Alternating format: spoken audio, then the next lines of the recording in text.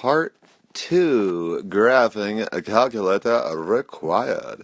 An open-topped container is in the shape of a right cylinder and has a surface area of 4 pi. Alright, so let's draw a diagram. So here is the open top of our cylinder.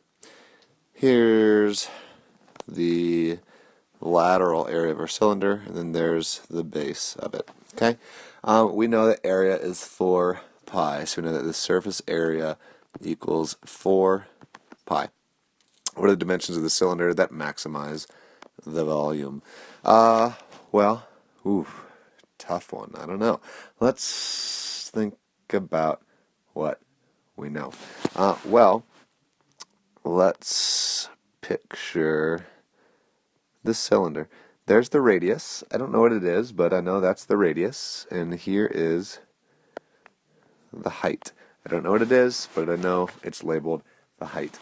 If I want the surface area of this shape, I need the bottom circle, right? And I don't need the top circle because it is open-topped. So the area of a circle is pi r squared. So that now says I have the area of the bottom of the container, but I also have the lateral area of the container, which is like the side. Picture is like the side of a soup can. Well, what would that shape be? Imagine if we sliced it open and unfolded it, it would be a rectangle, right? If you want to picture the net that represents this, I have the circle on the bottom, which is my radius, and then I have this rectangle where I have the height of it, and then the length of the rectangle is the circumference of the circle, and the circumference of the circle is c equals 2 pi r. You could say c equals pi d, but then you're introducing another variable, and that would be poopy. So the surface area will equal the area of that circle, so pi r squared, and the area of that rectangle, which is h times 2 pi r. So I'm going to say 2 pi r h.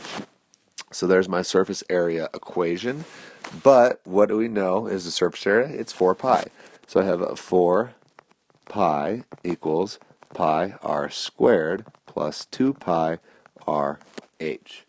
And everything has a pi in it, so let's just divide out by pi. So divide by pi, divide by pi, divide by pi. All terms divided by pi. So we're left with 4 equals r squared plus 2rh. Okay? Let's leave that for now. Let's write another equation.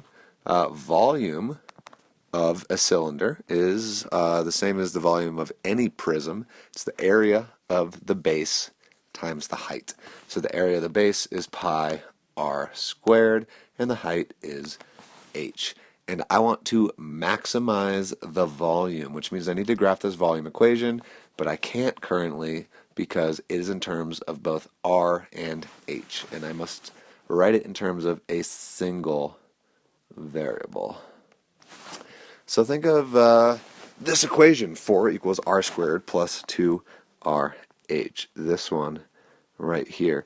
I want to solve that equation for one of my variables, right? What's going to be the easiest thing to solve for? I'd probably say h, since we only see it once. So let's rearrange some things. 4 minus r squared equals 2rh. How do I get h by itself now? Well, I divide by 2r. So 4 minus r squared over 2r equals h. So it's a little messy, but I have an equation for h, and I need to substitute that in to my volume equation.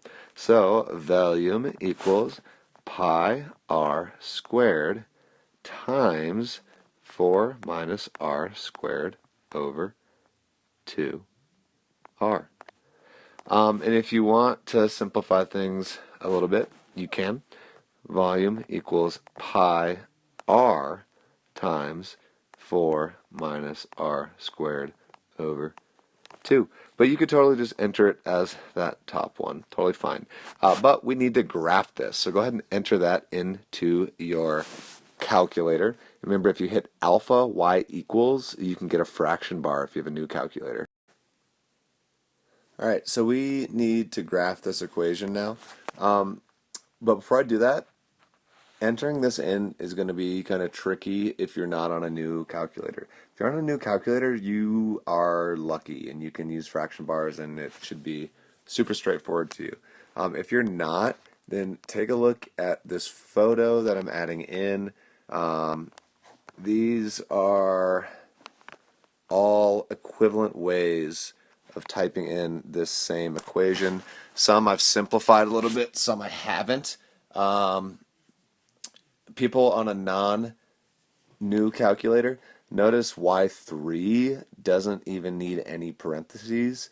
If you're dividing by the 2x, make sure you put it in parentheses.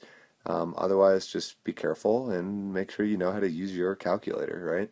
Alright, so graph it. And what is my advice always for graphing something? Start with a zoom 6. If you don't know what window makes sense, start with the zoom 6. It's a standard window. Maybe it'll be good. And in this instance, yes, it is good. You can see exactly what you need to see. With the zoom 6, you should end up with something that looks generally like this.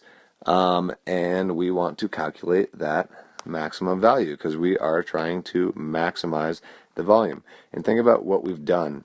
V is now equivalent to y on our graph, and r is equivalent to x on our graph. So make yourself a little key so you can remember what is what. We want to calculate that maximum value. And so let's do so. So hit second, calculate maximum, option 4. For left bound, type 0. For right bound, we know that 10 is to the right of that maximum, so you can type 10 and then hit enter and it'll jump you straight to it.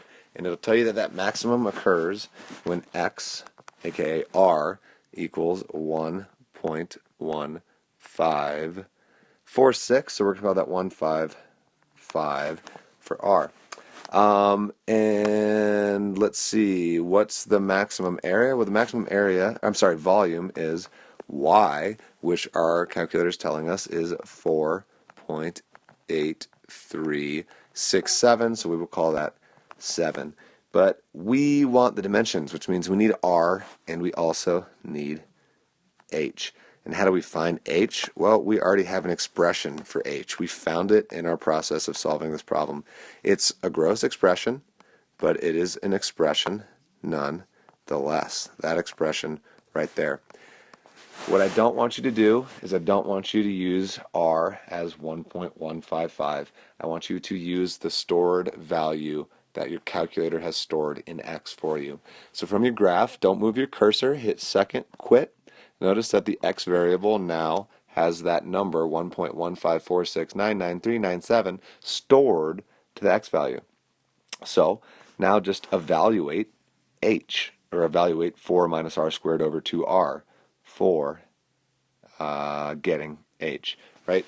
So on your calculator, just do parenthesis 4 minus x squared, close parenthesis, divided by, open parenthesis, 2x, close parenthesis, enter, and you get h is 1.1547, so it's iffy, but we'll just call that 5.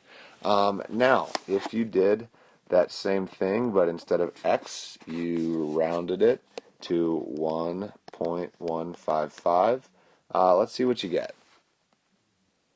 You would get 1.541 instead of 1.547, and so you'd round it to 1.54 instead of 1.55. So it would technically change the answer that you give me by using a rounded number. So never use a rounded number in the middle of a problem, only round at the final step. Have we answered the question, what are the dimensions of the cylinder that maximizes the volume? Yes, we have.